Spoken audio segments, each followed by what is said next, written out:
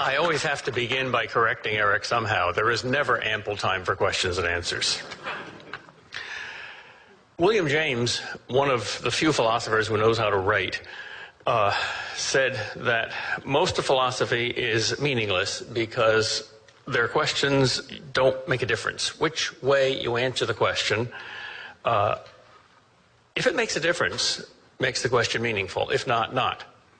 He gives the example of a hunting expedition he was on with two other philosophers. They sat down and watched two squirrels chase each other around the tree. Philosopher A said to philosopher B, each squirrel circumambulates the tree, right? Right, said B. Does each squirrel also circumambulate the other squirrel? No, said B, because they're always in motion and neither of them ever catches the other or stays still.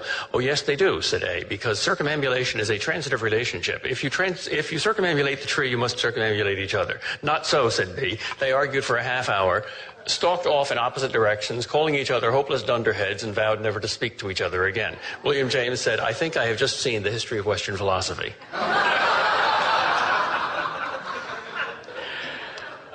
Many questions don't make a difference. For instance, Hegel, that paragon of meaninglessness, said that time is not noumenal but phenomenal. It's not really, really real. It's only apparently real. One philosopher, G.E. Moore, said, I would like to ask Hegel, does that mean that I didn't really eat my lunch after I ate my breakfast, but only thought I did? If he says that, he's insane. If that's not what it means, then why does he use such fancy words to say what we already know? I like that kind of simplicity. Socrates had it. And if there's any question that makes a difference and is therefore very meaningful, the question, is there a God? Here we are on a stage. Did anybody write the play? Or are we ad-libbing our lines? That's obviously a question that makes an enormous difference. Many atheists know that it makes a difference.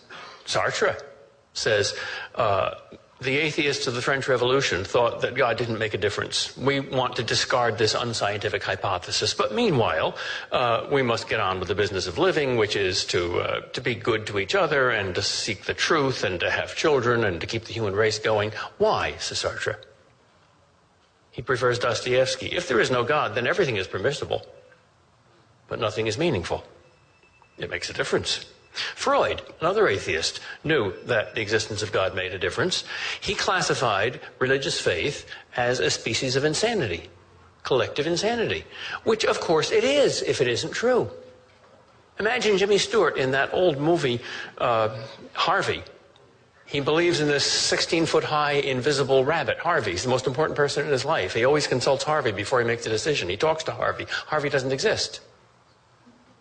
Well, if you believe in God and God doesn't exist, you're more insane than Jimmy Stewart, because God's more important than Harvey.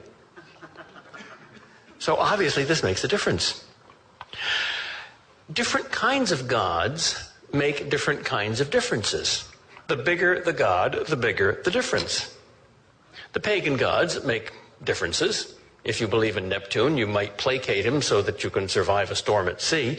But if there's one God who is omnipotent and created the universe, then he makes all the difference in the world. The difference between non-being and being, that's an infinite difference. If a God can bring you from danger to safety or from disease to health, that's a pretty big difference. But if a God can bring you from non-existence to existence by the act of creation, well, that's an infinite difference.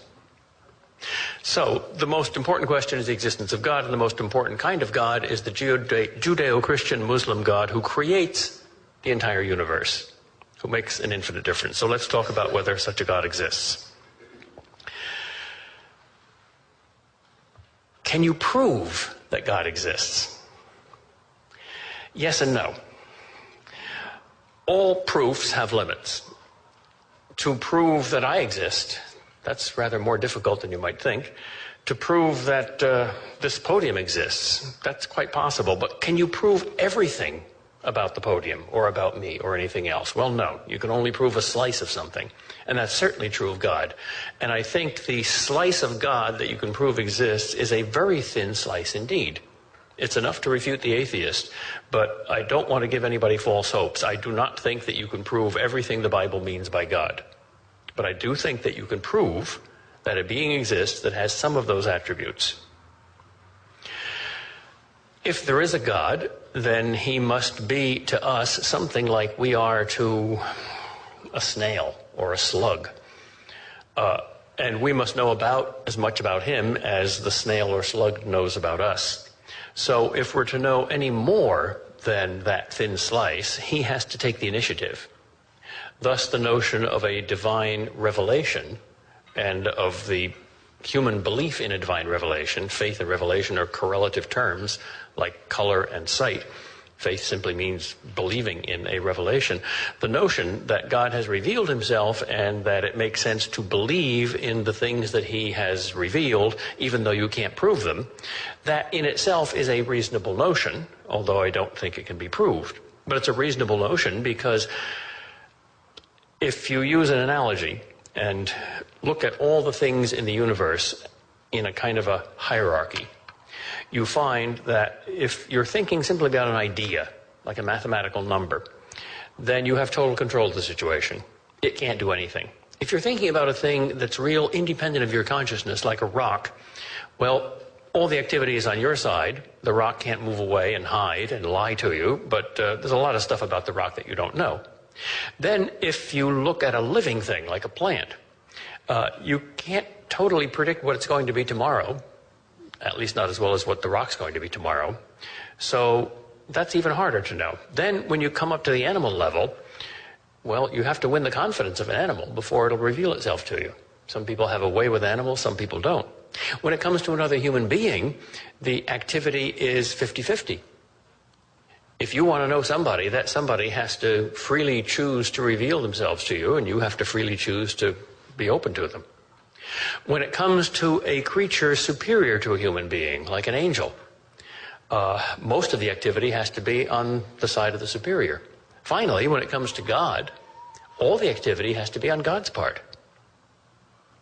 Now, that activity, I think, is twofold. First of all, God creates you and gives you a mind, which is by nature capable of reasoning back to its creator. Even Frankenstein could do that.